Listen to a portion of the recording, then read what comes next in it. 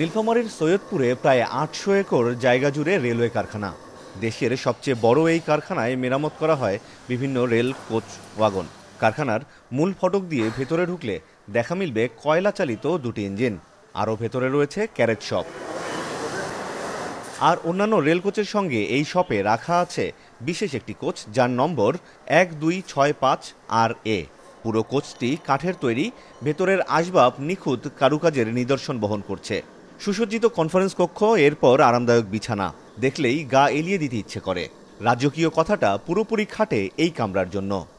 এরকম কোচ তৈরি করা সেই সময় কল্পনারও বাইরে ছিল। আর সৈয়দপুর রেলওয়ে কারখানায় রাখা এই কোচটি ইতিহাসের এক জ্বলন্ত সাক্ষী। রেলের এই কামরাকে চলন্ত বাসভবন কিংবা অফিস বললেও ভুল হবে না। কোচের 12টি চাকা চলার শক্তি হারিয়ে ফেললেও ভেতরের জৌলুস অক্ষুণ্ণ শত বছর ধরে। কামরার নাম প্রেসিডেন্ট সেলুন হলেও রানীর কামরা বলেই পরিচিত কর্মকর্তা কর্মচারীদের কাছে।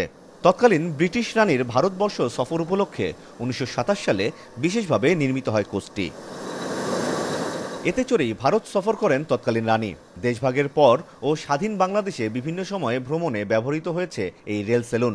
কোচটিতে বিলাসবহুল শয়ন ও সভাকক্ষ ছাড়াও রয়েছে সহগামীদের জন্য 2টি রুম, রান্নাঘর, high commode, folding wash basin, bathtub, shower ও প্রসাধনীর জন্য আলাদা আলমারি। 1981 সালে চলাচলের অনুপযোগী হলে 1983 সালে সৈয়দপুর কারখানায় সংরক্ষণ করা হয় কোচটি।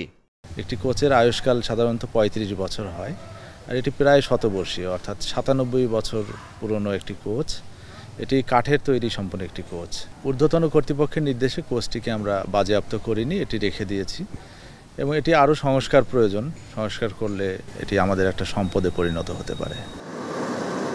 বিশেষ অনুমতি নিয়ে রানীর কামরা দেখে যান অনেকেই। তবে রেল জাদুঘর সহ এই কামরাটি কারখানার বাইরে রাখা গেলে সবাই তা দেখতে পারবেন।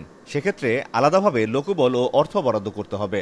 এটা মেইনটেনেন্সের জন্য যে একটা ব্যয় থাকা প্রয়োজন, আমরা তো সেটা করছি না বা করতে পারছি না। বাজেট বরাদ্দ থাকলেও যেটা রক্ষণাবেক্ষণ, যেটাকে নিয়মিত রং করা বা ভিতরের কাঠগুলো পূরণ হয়ে যাওয়াতে ওই কাজগুলোতে অভিজ্ঞ লোকজনকে নিয়ে এসে কিছু মেরামত করা, তাহলে কোচটি আরও সুন্দরভাবে দীর্ঘদিন সংরক্ষণ করার সম্ভাবনা থাকবে।